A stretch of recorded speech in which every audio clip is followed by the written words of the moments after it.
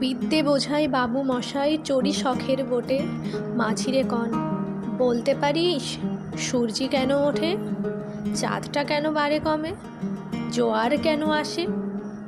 বৃদ্ধ মাঝি অবাক হয়ে ফেলফেলিয়ে হাসে।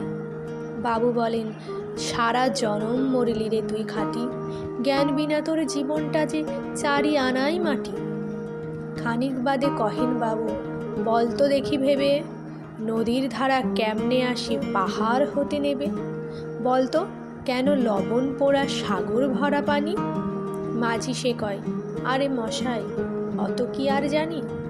বাবু বলেন, এই বয়সে জানিস নেও তা কি, জীবনটা তোর নেহাত খেলো অষ্ট আনাই ফাঁকি। আবার ভেবে কহেন বাবু, বলতো ওরে বুড়ো, কেন এমন নীল দেখা যায় আকাশের ওই চূড়ো, বলতো দেখি সূর্য চাঁদে গ্রহণ লাগে কেন।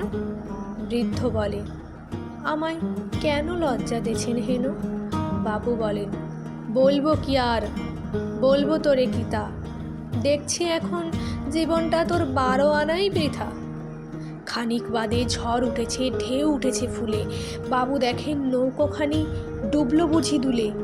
মাঝিরে কন, এ কি আপদ ওরে ও ভাই মাঝি, ডুবলো নাকি নৌকা এবার, মরবো নাকি আজি। মাঝি শুধায়, সাঁতার জানো। মাথা নাড়েন বাবু। মূর্খ মাঝি বলে, মশাই এখন কেন কাবু, বাঁচলে শেষে আমার কথা হিসেব করো পিছে, তোমার দেখি জীবনখানা 16 আনাই মিছে।